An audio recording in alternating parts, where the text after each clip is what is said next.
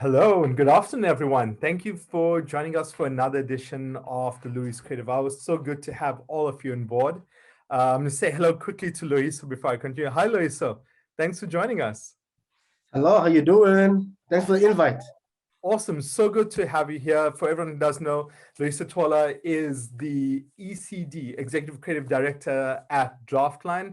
Thank you so much for being part of the discussion. We are waiting for Bonolo and Modise to also join us, who's having some internet issues at the moment. Oh, there we go. Hi, Bonolo. Hi, Bonolo. How are you doing? Hey. Amazing. Thank you for joining us. Sorry, I heard you were having some internet issues, but great to have you on board. Nice to be here. Thanks for having me as usual. Amazing. And so for everyone who doesn't know, Bonolo Modise is the creative director at FCB. So we've got Loyiso and Bonolo joining us today as we discuss ripples of the pandemic, how we're balancing more work, smaller teams, and tighter budgets in this time.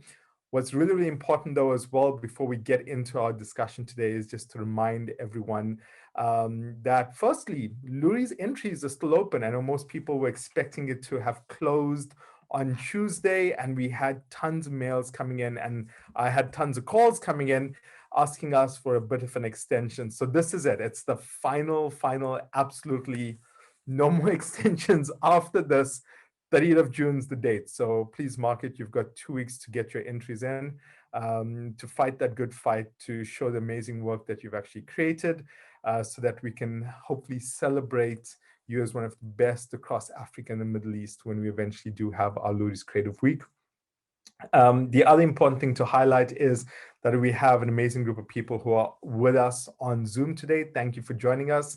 But everyone else is on Facebook. So everyone on Facebook who's tuning in on Facebook Live and viewing this, I cannot see your questions. So if you do have any questions, comments, or queries, we as a team can't see it on this. So please feel free to still share those questions. And I have Clocky, who's sitting at the Loeries offices, who'll be able to assist us and pass those questions on to us so that we can answer it. But if you are on Zoom and if you do have any questions, please use the Q&A function, and then we can get into it and we can actually chat about anything that you'd like to share.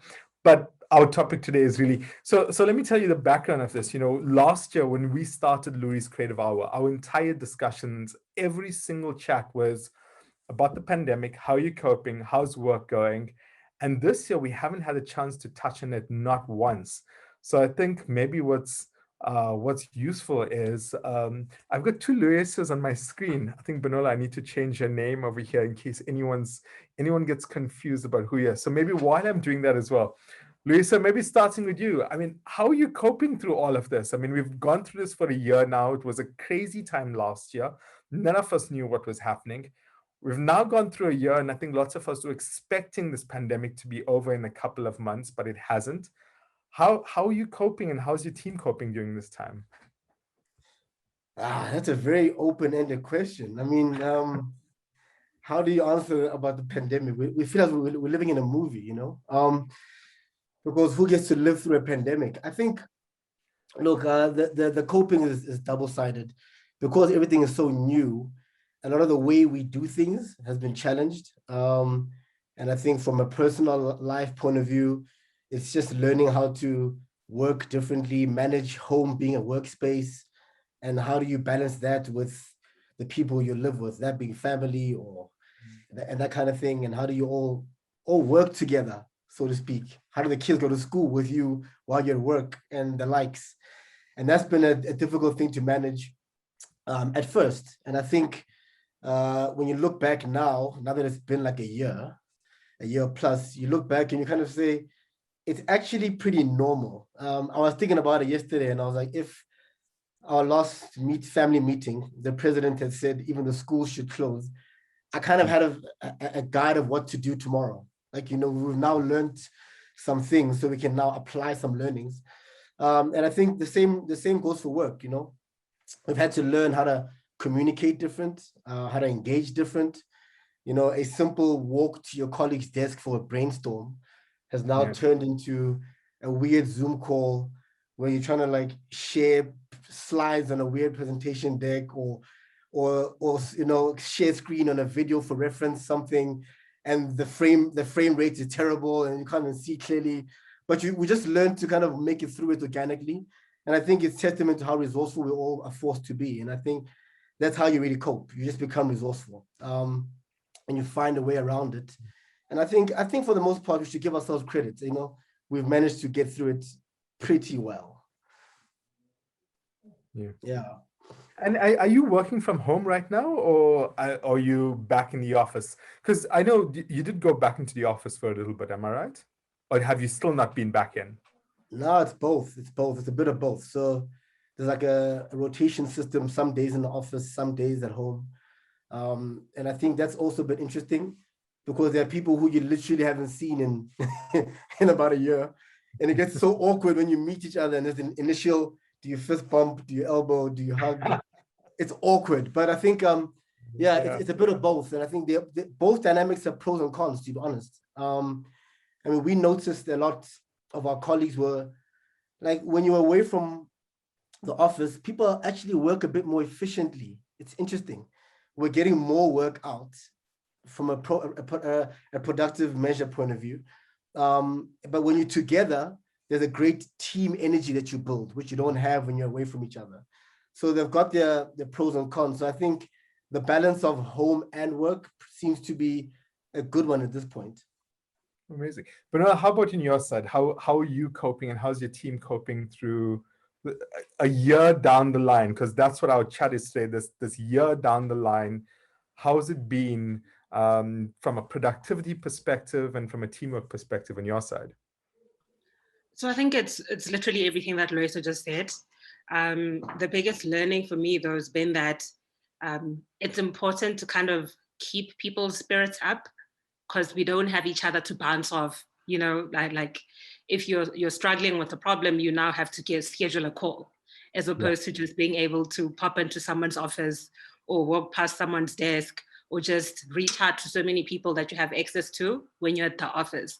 So I think that's kind of like the downside of it, to say creativity just feels a little bit restricted in a way, because we literally now have to schedule those chats to say, okay, now we're going to go be creative.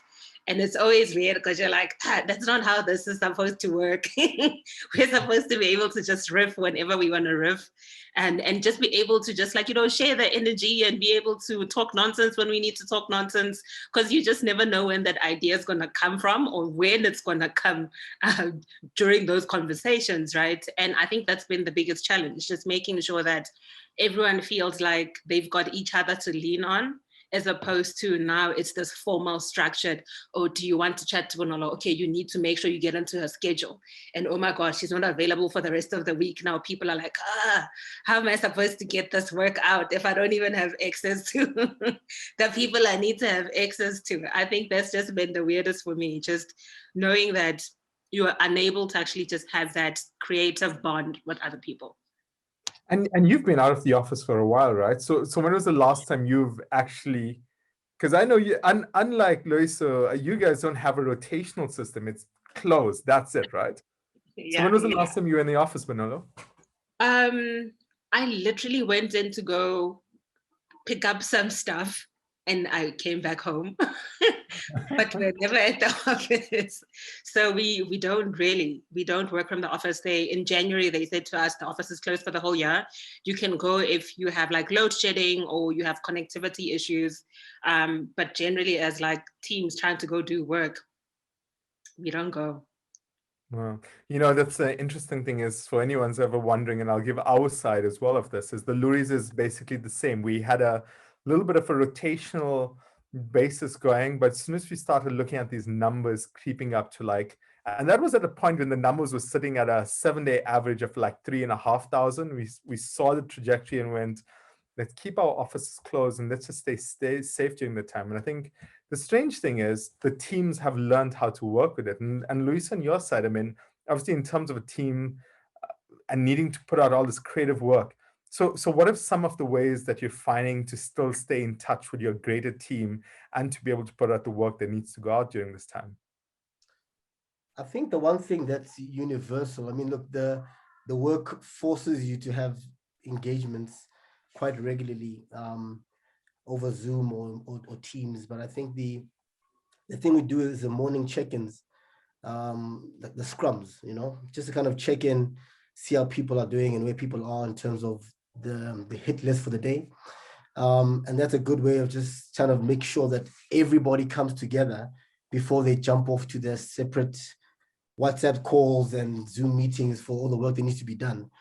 And that's been the main focus when we're away from the office. But I think because even when we rotate back into the office, we don't do it where everybody comes in. It's calendar so that you have a few people on various days. So in those days, people get to see each other and just kind of feed off each other's energy for a bit. I think that's really how it's the best way you can do it, because other than that, you're trying to do what we shouldn't do, which is bring everyone together for like a team rah-rah. But yeah, those morning check-ins are the most consistent way in which we've been operating at this point. Yeah, but I guess the challenge is if you have on Bonolo's side where, again, at least they say once in a while you are seeing some team members. And I guess a lot of people say there's a lot of creatives who are generally extroverts more than introverts, and we can debate that maybe on another day. But there is this energy that comes from being around the team and having people there and being able to discuss things. So Bonolo, when you don't have access to that, how are you coping with not being able to really just arrange a sit-down chat with somebody at the office? So I'm a bit of a stalker because I keep tracks on all my teams. And I'm just like, are you okay? Are you eating? What's going on? So I do that like practically every day, where I'm just checking in on people and making sure, hey, do you need me for anything?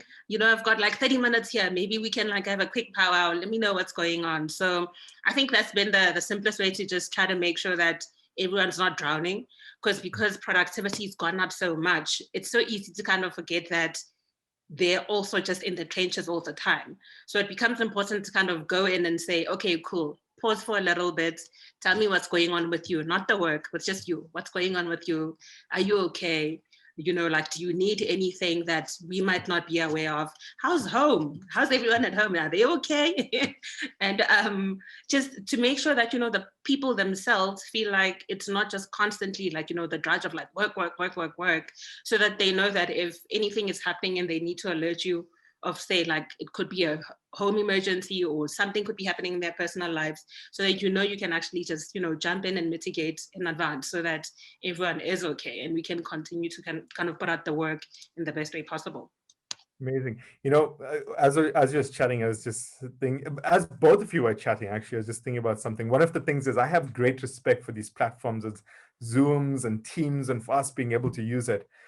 And it's funny, I should say this while we're on this, but sometimes I have proper Zoom fatigue. At the end of the day, after you've stared at the screen for hours and hours at end, I just don't want to look at Zoom anymore. But so how are you managing this, Lois? So I mean, like the Zoom fatigue or the Teams fatigue or Blue Jeans or Cisco, or there's so many ad fatigue at the end of it. There we go. It's a real thing. I think it's a real thing. And doctors could possibly like diagnose that now. Like a Zoom fatigue is a real thing. I do find that when you've had the conversations with our traffic people, there's a sense of like kindness to you, where they give you gaps in between Zoom meetings, like just a reboot. Like I have a 1 hour recess that's booked into my calendar, just to allow me to kind of just shut down for a bit sometimes, Yes, you don't always get to take it, but you try your best to make sure you do. But I think it's really having those gaps in between, because you really can't sustain it. And sometimes I literally cancel a meeting and just say, I'll call you about it. I can't do another Zoom call. Because you do get that fatigue when meetings drag, and you just get tired of talking to other humans like a bot, like it's a weird thing that we have to learn to do. But every now and then reality kicks in. That's like, I just can't do it anymore. And I think we should be okay with each other when we get to those points. Yeah, no, and even if we get to as you're saying that, we become like robots. Like I see Bonolo's used to like mute, unmute. No, there's now these protocols you have to follow. Make sure you're on mute. You have to. Don't worry, you can. I'll tell you what. The years at first, we're just chatting as friends. So if you need to jump in anywhere at any point, no worries. You don't need to follow any of that. So how are you coping with the Zoom fatigue right now? I mean, what are you doing? So with me, I'm the worst at like trying to not be plugged in. So shame. And I'll notice like when a lot of the teams are, people don't want to switch on cameras because then like they're tired of your face. Oh yeah. They don't want anymore. So you'll be like, can I just see you for like 2 minutes? And they're like, no. And you're like, okay, cool. Can I catch you later for 2 minutes? No. And you're like, okay, fine. Then, like, okay, sharp, I don't have to see your face. But then can I just like, okay, can we just chat for like 2 minutes, just to make sure that people aren't just drowning, because it's so easy to just show up, you're on mute the whole time, you don't have to say anything, and then you just jump off the call. But no one knows what's going on with you, right? So when I get like that, I'm usually like, I'll tell my traffic manager to say, can you please just tell them I'm here, but I'm not here. So I'll jump on the call, but there's something I need to attend to like really urgently. And then I can just keep quiet for most of the meeting. So then that's when, if I'm not saying anything in a meeting, it's probably because I'm just like tired and I'm like, oh, like, just let me get through this and then I can just jump off the call. With our team, we have a rule that the cameras have to be on in the meeting, unless the internet connections are like really horrible. And then we know, switch it off just to allow the internet connection to breathe a bit. But other than that, cameras have to be on. The strangest one is, and I'm sure you probably would have this as well, is sometimes you'd have to. So sometimes it's a client person or something, and they join the meeting, the cameras are off. Everyone's cameras on and the person speaking with the cameras off. So it's a bit weird. And I always think it's always nice to sometimes just switch on your camera, say hello. But these days, the more I'm getting is like, sorry, we can't switch the camera on because we don't want you to see what I look like right now. It just haven't gotten ready as yet. I'm not camera ready.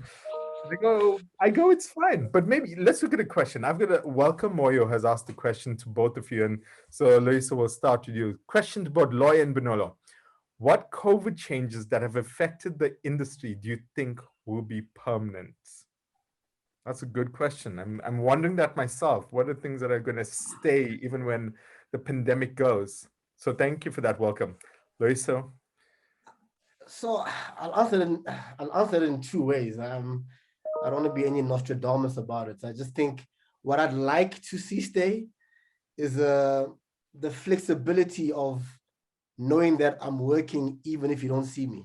I really think that we've learned to have to trust the fact that the people you employ are people who are adults. Therefore, if they know that there's a deliverable for 1 o'clock on Friday, that they'll do it, And if you want to have those check-ins, fine, have the check-ins, but you don't have to see me to know that I'm working. And I hope, that we don't kick into, as an industry, this sense of trying to go back to how things were, and we actually embrace that to say, because I mean, and like I said earlier, in our case, we've seen that we've been able to be very productive, even when we're not together. And I think that there's a big learning for that, where people can actually have more flexi time, flexible working spaces, like hot desking and the likes, knowing that the work will get done. And I really think that that's the one change that I think we will see stick, I think, and I definitely would like to see that stick, where, like Bonolo mentioned, the company can say, if this year I'm not going to see you in the office, but we all know we still have clients, we still have roles, responsibilities, we're all accountable to deliver. And I really think that's something that we should embrace, because it's very important that we help, especially in an industry like ours, where time is a real valuable thing, where we usually ask a lot of people's time, that we can actually afford people that flexibility as we work. So that's one thing that I would say would be an easy start to answer Welcome's question. Amazing. So flexibility. Bonolo, on your side, what do you think? Definitely, flexibility is one of those key things. I've always argued with everyone when they say, where are you? You're not at your desk. And I'm like, well, I don't do my work at my desk. You know what I mean? I do the work, not the desk. So that's the one thing I've always said. I hate being forced to go to the office because there's so many constraints to being forced to work in a specific box that it just makes you feel like you start hating and like just not enjoying the whole process of, okay, I must now wake up, be at work at 8:30. Now I must do this, then do that. It just makes it feel like creativity is such a job, which it shouldn't have to be because we're supposed to have fun. Like the whole point of being a creative is you solve business problems in a super fun way that just is effective and works, you know? So the whole idea of the office for me has always been like draconian and like I hated that stuff. So I'm really glad we don't have to go to the office. You must go if you want. That's cool. But if you don't want, also that's also fine. As long as you're delivering the work and you're really pushing and you're making sure that you're not dropping any balls, that works for me. The other thing would be that just knowing that some people can be sensitive to spaces, right? The minute we all start going into one space, people will start getting sick. And you would have noticed how over the years, over winter, or like when there's a change of season, we all get sick. And it's like, there's a bug in the air. And then whole office man down. But it's because we don't actually want to take those learnings to say, listen, we don't all need to be in the same spaces. Because a lot of us, we'd end up forcing ourselves to go to work even when you're sick. Because you're just thinking, yo, I just need to push through one more thing. And after that, then maybe I can go home. But what does that end up doing? The rest of us get sick and then it's a problem, So I'm really glad we get to have like flexibility. And I'm hoping that's something we can keep because then it also just shows you that people can actually do their jobs without being babysat. And a lot of the time you'll find like our ops managers or like traffic, they babysit a lot, which is a lot of stress and unnecessarily so. If anything, COVID taught us that people are adults. And actually, if you just trust them to do the work, they'll do it. Agree. One of the things that Bonolo, and I'm going to stay with you on this one as well, is I don't get why our industry is so obsessed sometimes with boardrooms and with offices, because if you're working for a brand that's a bank, I always feel that you should be sitting in that bank and actually seeing what their customers are actually experiencing. If you're I don't know, a tire center, if your brand is a tire center, you should be sitting in those tire centers and seeing the experiences. Instead, we try and solve the problems of those businesses in a boardroom without having experienced it. So why do you think we're so obsessed with boardrooms at this time? Is it a legacy issue? And two-parter, always good. Do you think COVID's kind of maybe going to break some of the hold of the boardroom and the office environment on us to be able to solve problems? So the first question, or the first part of that question, for me, I think it's just, we've always liked the idea of having clients come to our offices because we have cool spaces, right? And you get to like be like, yeah, you can go to the boardroom, or oh yeah, no, we can go hang out in the coffee shop, or let's do this and do that, because it just makes them feel like they get to experience advertising or what it means to be like in a creative agency. And you're just like, but we don't need any of that. We literally could be meeting down by the river if we have to, and that the work will get done nonetheless. And when it comes to the fact that I've always just wondered, why do you need to be, like you're saying, I completely agree with the fact that if you're working, for example, on a fashion brand, surely you should know the ins of out of, okay, when customers come into the shop, this is their, route to purchase. But you can't observe those things from a desk, from an office. It's stuff that you need to be out there, to be interacting with, to be able to see how the people you're trying to sell to behave. But we've somehow never given each other the opportunity to say, listen, okay, cool. So you work on Tiger brands, you work on peanut butter. Do you want to just go see what people do in the store and just see how consumers just behave? From yourself, even when you walk into a store, you don't even realize the process that you're calculating to say, I'm going to start with the bread section, then I'm going to go to like the, cold section. You never get to pick up those things because you're constantly being asked to go to some place to go work from. And the other thing is that, how do you actually make sure that people start thinking more strategically if you're forcing them to work from one place? Because then we can't become strategists from like being at my desk, Yeah. So that's always been the question for me, like, what is the benefit of having someone at an office versus saying, go into the wilderness, go see what you can learn on all the people that you're actually trying to sell to, then come back and tell us, this is what I've learned. Mhm. I think it's a good point. Loiso, what about your side? I mean, do you agree with Bonolo? Do you think we should be out in the wilderness, experiencing a lot more in terms of where the products and services are actually experienced, or is there really value by being together in an office and trying to crack that problem? I mean, I think for the creative teams and the account management team that's working closely with clients, there's merit in what we call brand immersions, right? Where there you go to where the brand lives, or go see where you be in the space where your client lives, and foster closer relationships and connections and that kind of thing.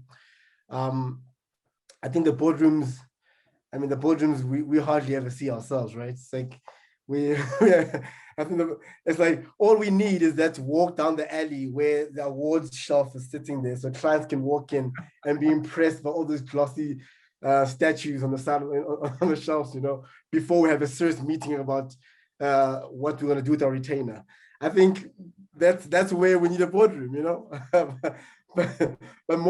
but beyond that, I really think, yeah, we should play. We should be able to, and we've literally seen it with our teams, where there's been days when I've met the team out for drinks, and we sat and had drinks over some project we're working on, and we walk away with a lot more like really fruitful work, because people are in comfortable space, is more relaxed.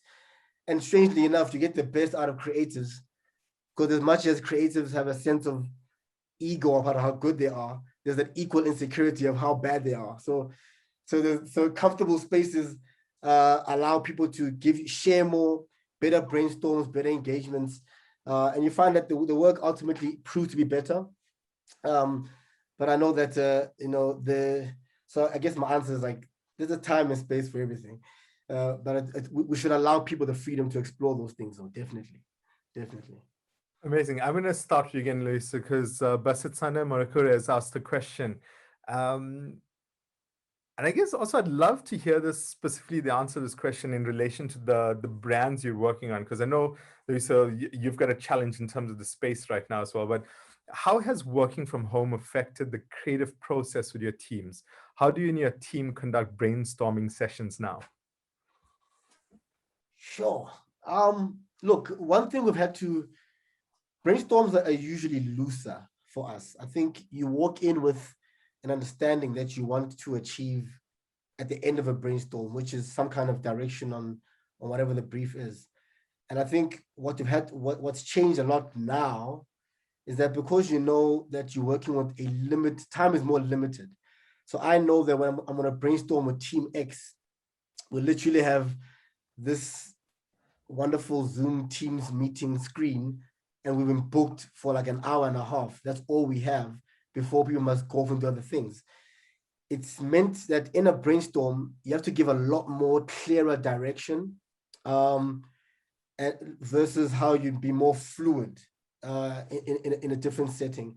And I think that, it felt rigid, but you were able to get the best out of the meeting. So what typically happens when people are on their own, they have to think a lot, So when we get to the brainstorm, we're not starting the brainstorm.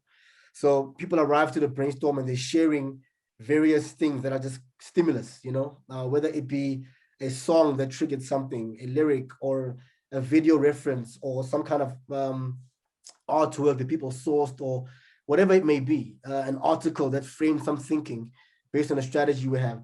Like, people must arrive to the session with something to feed into it, and then from there, clear direction, and then people can play further. I think that's how it's changed, Whereas before, you could walk in with a blank canvas and literally in that meeting start to feed. You've had to walk into the meeting with things already that build into it. But I mean, like I mentioned, from our point of view, we've had the flexibility of also meeting offsite. So there's times when the teams have done that to say, let's take this one offline. And you can have 4 people go hang out and have a drink or have a lunch, whatever, and brainstorm further. And I think that's also helped, where people can work wherever they want to work, at a coffee shop, at a restaurant. And we even heard one of our teams working in a park on some odd day. So I think, so people are brainstorming outside and bringing the collective learnings into a meeting like this for us to kind of panel beat and then work out how things can be fluid. But there's also the system of file sharing, right? Where there's a literal one document that we can all edit at the same time as we work through something, whether it be sharing, collaborating with Keynote or Google Drive.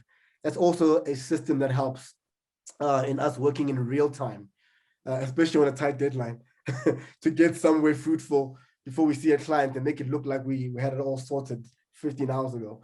But yeah, I think those are some of the ways we've had to, change how we work.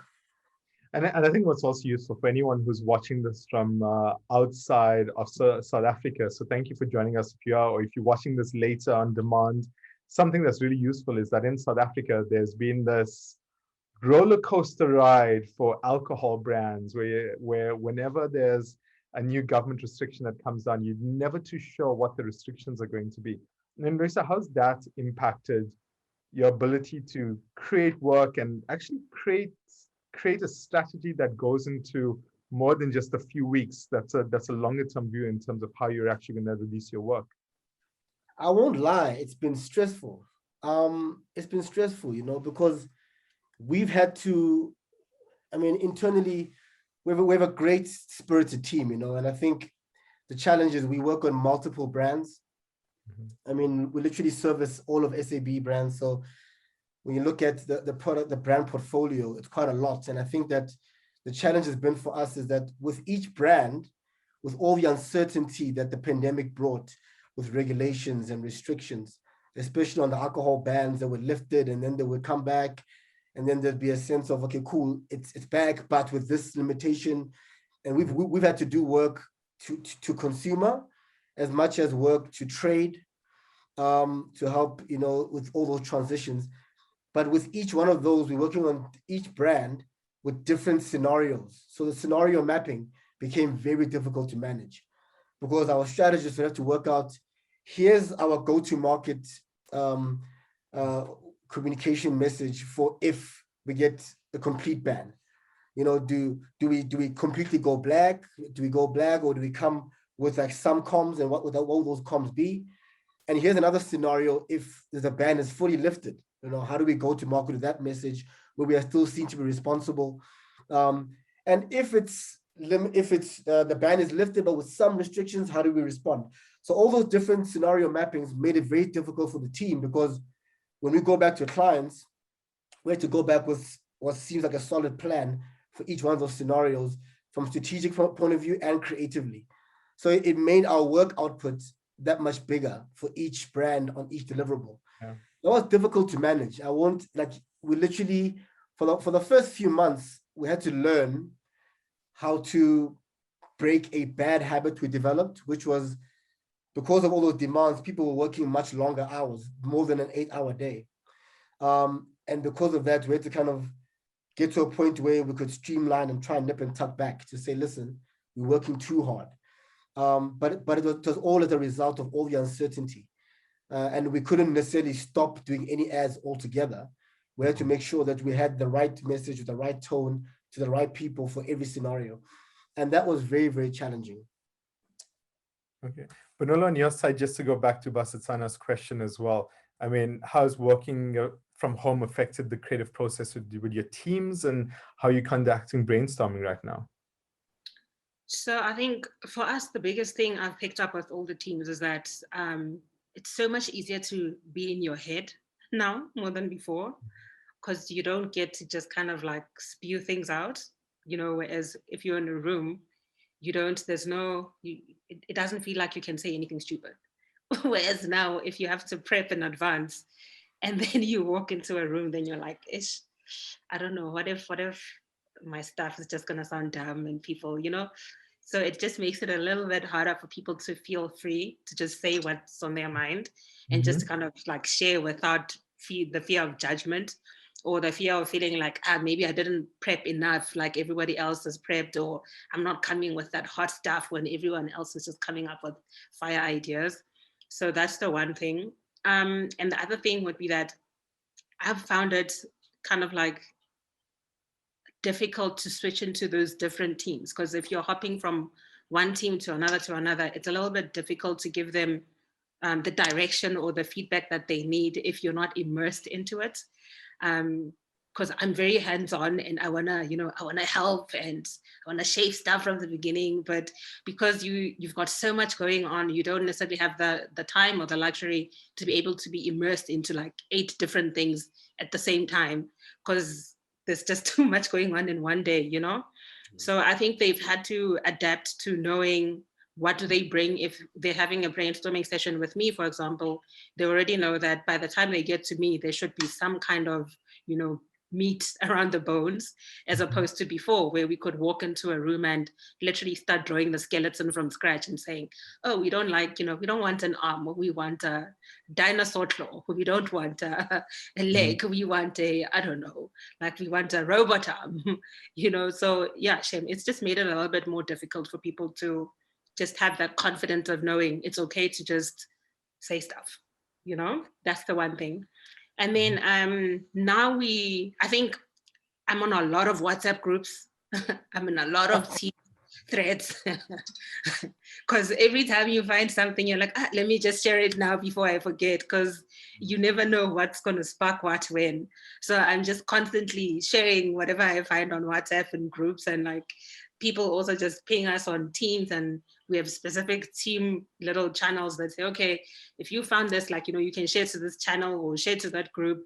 And then we just constantly, like, even if you find it at 2 a.m., we share with each other and say, hey, have you seen this? And people will wake up to it in the morning. So that's how we've just been trying to get by. And in terms of difficult categories or difficult brands, not because the brands are difficult, but because the pandemic has made the situation in which they trade a little bit more confusing. Do you have any examples of that? Is there anything where you look at and go, wow, this would be a lot easier if the pandemic wasn't around? Food. Okay, Food, why? for sure. Because I think before the pandemic, people were price sensitive, but they were not as kind of hardcore about my 5 rand more is 5 rand more too much, right? And now, because like cash is just not easy to get to, or people are not like as kind of like, easy to just spend on stuff, they're now actually looking at prices closer, and they're saying, what's the value for my money, bro? Like, I need to know what you're giving me, and I need to know that the quality of this product is worth this 5 rand more, because otherwise then they're just like, I'm gonna buy a cheaper alternative, because if the taste is close to what you've got as the number one in that category, what was going to be like a slight taste difference, I may as well just buy the next best, and I'm all right. The kids will adjust, the family will adjust, and we'll get used to what we need to get used to, as long as I'm saving as much coin as possible to make the money go further.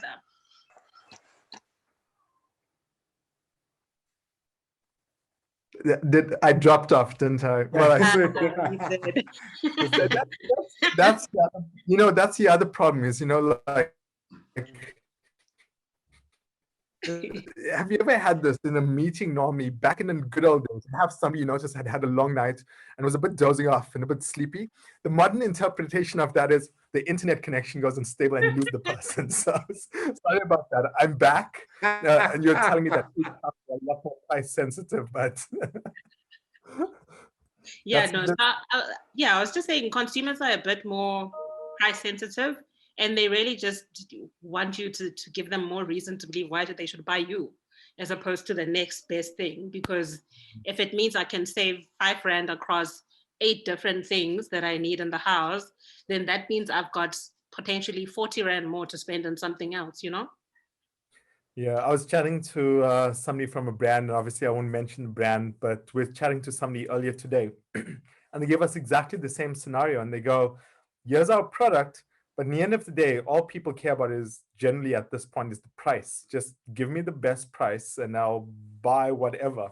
But maybe one of the other things I'm going to do, because it always scares me how quickly we run out of time, and we're going to run out of time really quickly. But just focusing in terms of your team sizes and resources.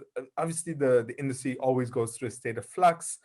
how are you managing right now in terms of obviously teams going through the state of flux? I'm sure you're losing people, you might be hiring people, and there's always a challenge. One, if you're losing people, you've lost somebody who's taking amazing knowledge. Even if you bring somebody in, you've got a person who's coming in who doesn't know what's happening. You need to pass that knowledge through. How are you managing with team flux? And maybe Loyiso, just to start with you, have you experienced this? Has your team gone through a change like this? And if it has, how are you coping? Yeah, I mean, I've had silent moments in prayer where I'm like, God, why are we going through this? Because I've literally had various scenarios in the last year. There's a time in our team where we had an influx of employment, right? New team members coming in.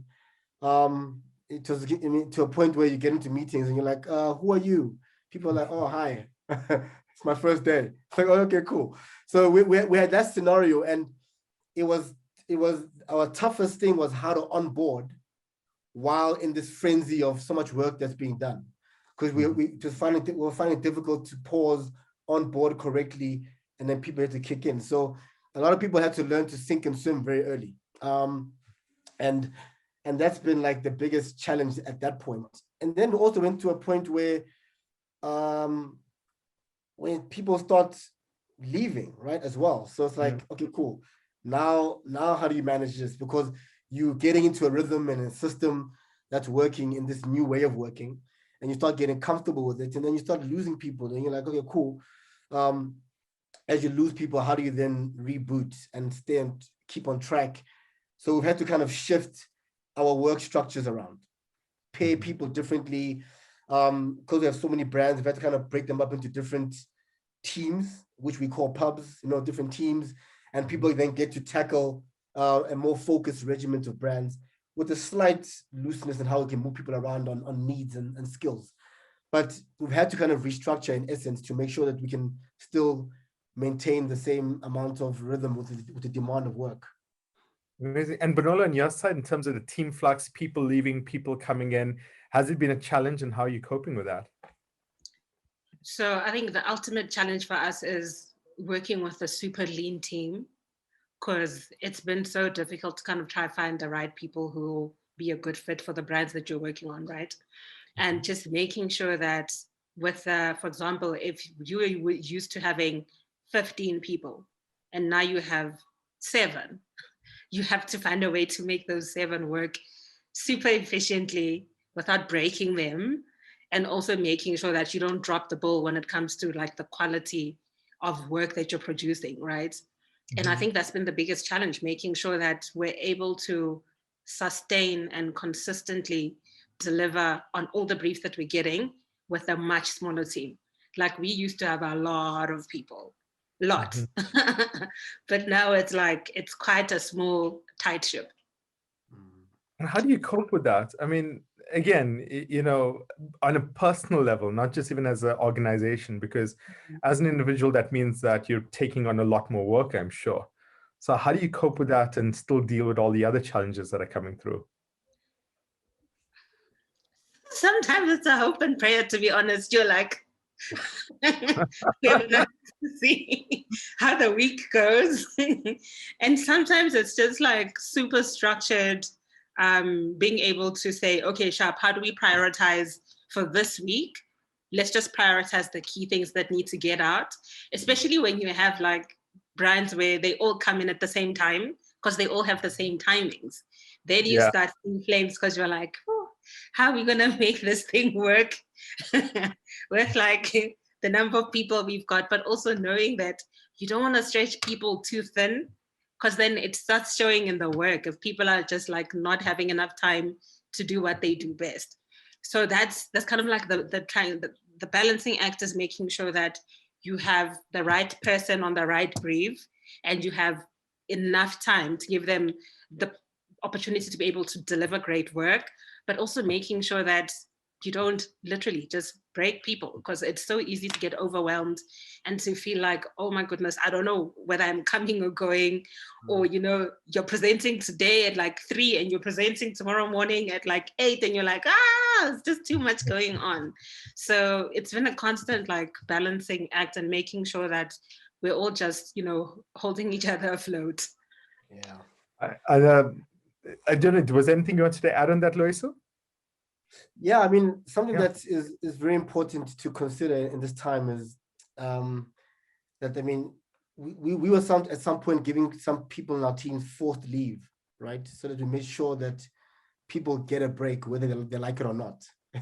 Just to kind of mitigate the burnout, because you're literally being asked to do a lot, and I think if we really, really, really understand that we are human first, people have been going through a lot between what they're dealing with from a family point of view, whether it be just changes in your home dynamic, someone in your family losing a job and therefore changing, like stress levels were high, people are losing family members. And I think throughout all of that, we've had to become counselors and therapists amongst team members.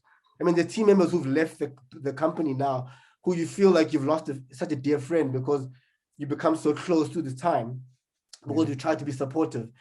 And at times you have to force some people to say, go and see your therapist. Give me your schedule, because I want to make sure you don't miss your therapy meeting for a meeting for work. So you also are managing that side of things where you're truly trying to be human with your team members in a way that's very, very vulnerable, to make sure that we all get through this crazy pandemic time together in our stress work environment, and I think that's something that's very important to consider in the team dynamic. Yeah, completely agree. And I think you're right. We could do probably a whole nother chat on just the mental health aspects of taking care of your team during this time, because you're right. And I think sometimes people are under strain, they don't realize it. I also want to give everyone a chance. I'm going to try and get through the questions so that we don't miss it. But I've got one from Lupoy Maduna, who asked, Loiso touched on the anxiety and uncertainty that has come with COVID. Have they found that they are taking on new unofficial job responsibilities and duties that weren't there before the pandemic? I mean, are you doing different things that was not on your job spec right now? Well, I guess they always were on the job spec, but they were not as highlighted. Let's put it that way. Loiso, your ECD, make sure we get awards, right?